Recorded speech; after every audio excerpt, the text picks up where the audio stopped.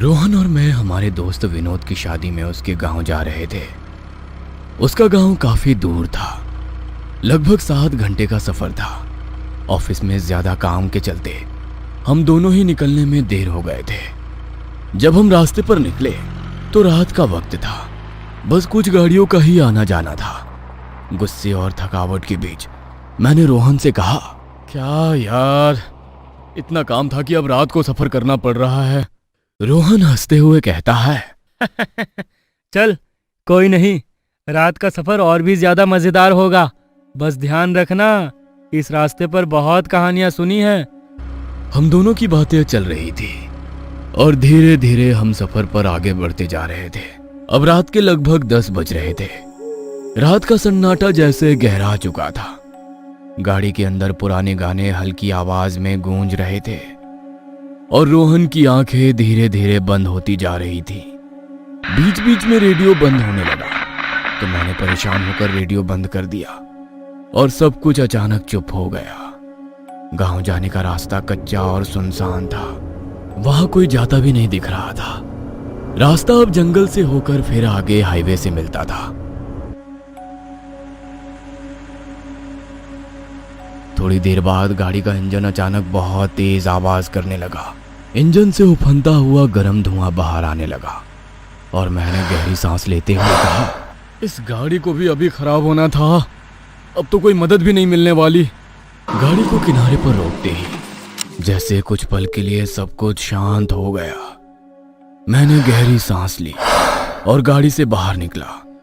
गाड़ी से बाहर निकलते ही मुझे ऐसा लगा जैसे मैं किसी और दुनिया में कदम रख रहा था। सिर्फ हवा की हल्की सी सरसराहट थी जो जैसे अपनी ही कहानी सुना रही हो। जब मैंने गाड़ी के बोनट को हाथ लगाया तो गाड़ी बहुत गर्म हो गई थी। काफी देर से बिना रुके गाड़ी चलाने के कारण इंजन गर्म हुआ था। जैसे ही मैंने बोनट खोला, एक घना सैलाब जैसे धुआं बाहर निकला। मैंने आंखें बंद कर ली। जब मैंने फिर से आंखें खोली तो वहां एक स्पष्ट आकृति खड़ी थी, जैसे कोई साया, लेकिन मुझे लगा कि यह सिर्फ धुएं का असर था और कुछ नहीं। मैंने आंखों को हाथों से पोंछा और फिर से देखा तो वहां पर कुछ नहीं था। घड़ी में 11 बजने वाले थे और जंगल की खामोशी एक भयंकर अजनबी एहसास में बदल चुकी थी। गाड़ी का बंद होना एक खौफनाक संकेत लग रहा था। मैं मन ही मन सोचते हुए गाड़ी के पीछे रखी पानी की बोतल ले आया। मैंने पानी की बोतल उठाई, लेकिन जैसे ही बोतल के ढक्कन को खोलने लगा, जंगल के कीड़ों की आवाज अब मुझे बेहद खौफनाक लगने लगी थी। जैसे वे मेरे अंदर के डर को महसूस कर रहे हो और मुझे डराने की कोशिश कर रहे हो। तभी मुझे ऐसा महसूस हुआ कि मेरे पीछे कोई है। मेरे कानों में एक हल्की सी फुसफुसाहट आई। मेरी सांसें रुक सी गई। मैं धीरे से पीछे पलटा। वहां कुछ कदमों की दूरी पर एक आकृति खड़ी थी। वो बिल्कुल खामोश सी दिख रही थी। जैसे ही मैंने गौर से देखने की कोशिश की, वो आकृति अचानक से गायब हो गई। वो सब देखने के बाद ठंडी हवा के बावजूद मेरा पूरा शरीर पसीने से भीग चुका था। डर के मारे मेरी उंगलियां कांप रही थी। मैंने पानी की बोतल को फेंक दिया और गाड़ी का बोनट बंद करके गाड़ी में लौट कर बैठा। मेरी घबराहट और बढ़ गई। गाड़ी के अंदर सन्नाटा था, सिवाय मेरे तेज धड़कनों के। रोहन की तरफ देखा तो वो बिल्कुल चुपचाप सो रहा था। मेरी आंखों में डर था, लेकिन मैं किसी को आवाज नहीं दे पा रहा था। गहरी सांस लेकर मैंने चाबी घुमाई। गाड़ी के इंजन की आवाज सुनकर मुझे थोड़ी राहत मिली। गाड़ी को मैं उस रात के अंधेरे को चीरते हुए वहां से निकला। अभी थोड़ी ही दूर गाड़ी चली थी कि फिर से गाड़ी के बोनट से धुआं आने लगा। मैंने खुद को समझाने की कोशिश की कि अब मुझे गाड़ी रोकने की गलती नहीं करनी है, चाहे कुछ भी हो जाए। अचानक गाड़ी की हेडलाइट्स में मैंने देखा कि सड़क के बीचों बीच कोई खड़ा हुआ था। पहले तो मुझे लगा कि ये कोई पेड़ या झाड़ी होगी, लेकिन जैसे ही मेरी नजर उस पर पड़ी, मेरे सामने आई। मैंने बिना किसी सोच के ब्रेक लगाए, लेकिन गाड़ी का नियंत्रण मेरे हाथों से पूरी तरह से निकल चुका था। गाड़ी एक भयानक झटका खाई और सामने जाकर एक बड़े पत्थर से टकराई।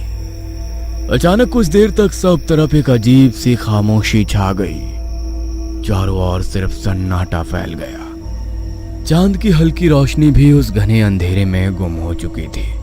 धुआं और अंधेरे के बीच मुझे कुछ देर बाद होश आया। घबराहट में मैंने रोहन की तरफ देखा, जो अभी भी सीट पर पड़ा था। तुम ठीक हो? उसने मेरी तरफ देखकर कहा। मैं तो ठीक हूँ, लेकिन ये सब कैसे हुआ? मैं सुन्न होकर उसकी तरफ देख रहा था, लेकिन कुछ भी महसूस नहीं कर पा रहा था।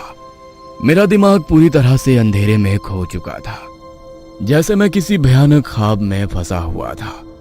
मैं घबराकर जोर से चिल्लाया। मैंने रोहन की तरफ देखा। तुम्हारे साथ क्या हुआ था सुमित? रोहन ने पूछा।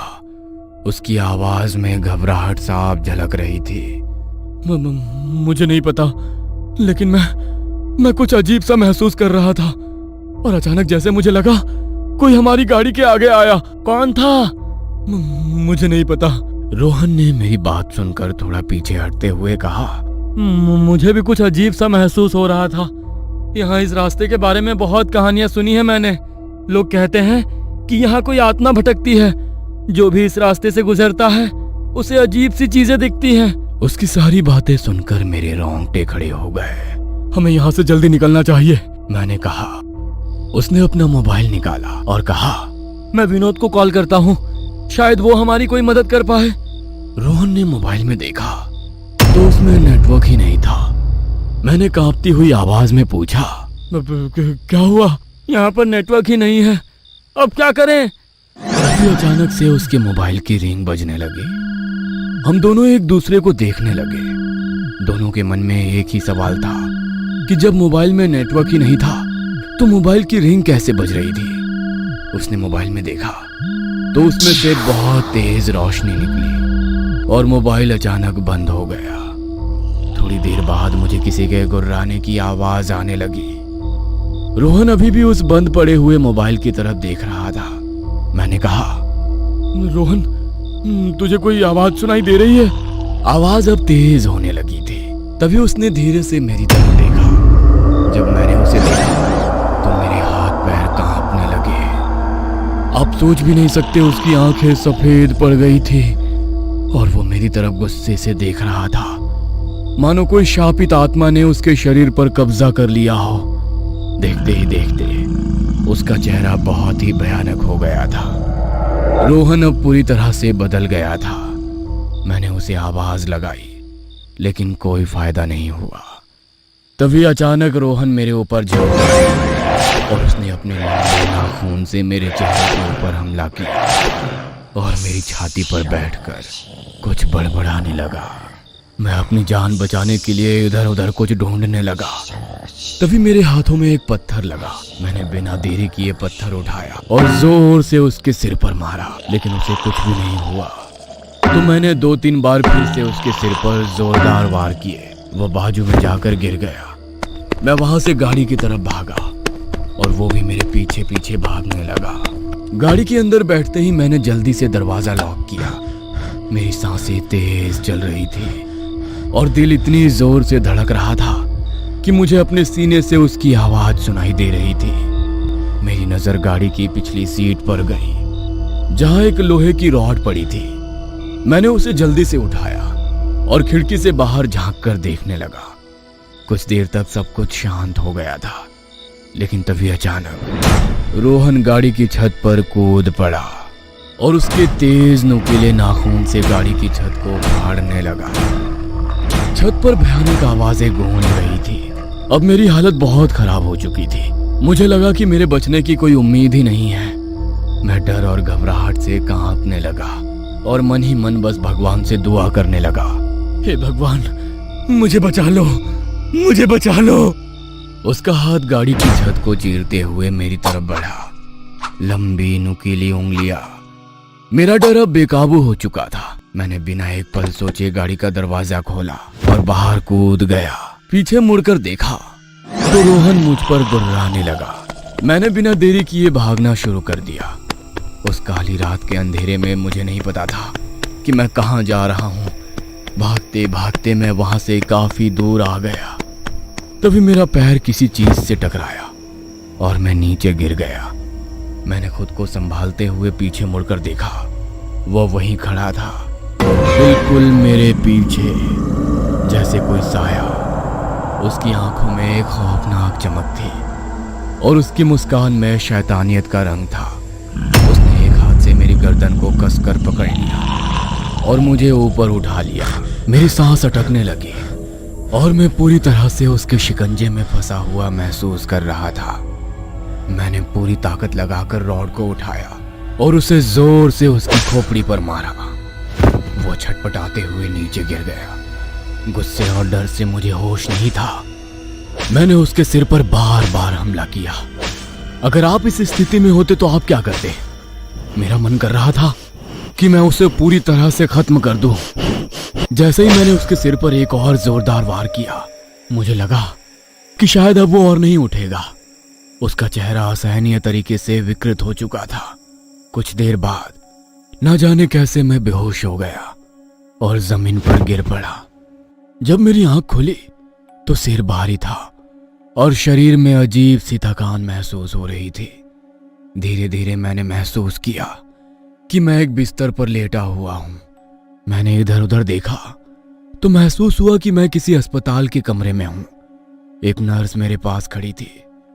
उसने देखा कि मैं होश में आ गया हूं तो जल्दी से बाहर चली गई।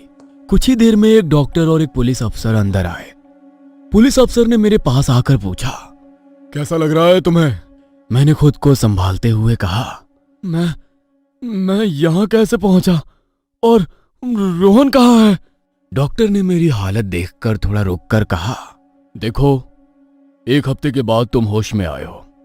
कुछ लोगों ने तुम्हारी गाड़ी को जंगल के रास्ते पर लावारिस खड़े देखकर पुलिस को खबर दी थी। जब पुलिस वहां पहुंची तो तुम्हें जमीन पर बेहोश पाया। मुझे याद आने लगा कि क्या हुआ था। रोहन का भयानक चेहरा, उसका हमला, और मैं लगातार उसे रॉड से मारता रहा। मैंने घबरा कर कहा, लेकिन रोहन कहाँ है? वो मेरे साथ था, उसने मुझ पर हमला किया था। पुलिस अफसर ने हैरानी से मेरी तरफ देखा और कहा, हमने सारा जंगल छान मारा, लेकिन तुम्हारे अलावा हमें कोई और नहीं मिला। और तुम्हारी गाड़ी भी सही सलामत थी, उस पर कोई खरोच का निशान तक नहीं था। मैं हक्का बक्का रह गया। मैंने तो खुद देखा था कि रोहन ने गाड़ी की छत फाड़ दी थी। मैंने खुद उसे मार मार कर नीचे गिराया था। मैंने चिल्लाते हुए कहा, यह कैसे हो सकता है? मैंने उसे खुद देखा था, मैंने उसे मारा था। डॉक्टर ने मुझे शांत करने की कोशिश की और कहा, शायद तुम्हारे दिमाग पर कोई गहरी चोट आई है जिससे तुम्हें भ्रम हो रहा है। तुम कुछ दिनों से बेहोश थे, शायद तुम्हें कोई डरावना सपना दिखा हो। लेकिन मुझे पता था कि यह कोई सपना नहीं था, वो सब कुछ असली था, वो मेरी कल्पना नहीं थी। कुछ देर के बाद वो सब चले गए। मैं अस्पताल के कमरे में अकेला बिस्तर पर लेटे लेटे सोचता रहा कि आखिर ये सब क्या था। क्या वाकई वो मेरा भ्रम था या फिर कोई भूतिया घटना जिसने मुझे और रोहन को निशाना बनाया था। रात का समय हो गया था। कमरे में हल्की सी रोशनी थी और बाहर सन्नाटा पसरा हुआ था। मैं सोने की कोशिश कर रहा था, तभी मुझे लगा जैसे कोई मेरे पास खड़ा है। मैंने धीरे धीरे अपनी आंखें खोली तो देखा वहां मेरे बिस्तर के पास रोहन खड़ा था। वही सफेद आंखें, वही खौफनाक मुस्कान। मैंने डर के मारे चिल्लाना चाहा, लेकिन मेरी आवाज गले में ही अटक गई। वो धीरे से मेरे कान में फुसफुसाया, तुमने सोचा तुम बच जाओगे? ये तो बस शुरुआत है। और फिर अचानक वो गायब हो गया। मेरी सांसें तेज हो गई। मैं समझ चुका था कि यह सब कुछ असल में हो रहा था।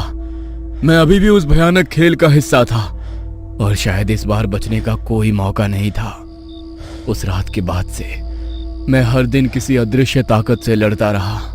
कुछ दिनों के बाद डॉक्टरों ने मुझे पागल समझकर पागल खाने भेज दिया, लेकिन मुझे पता था कि मैं पागल नहीं हूं। और एक दिन मैं हार गया। जब उन्होंने मुझे फांसी पर लटका पाया तो सबने सोचा कि मैंने अपनी जान ले ली, क्योंकि मैं पागल हो चुका था।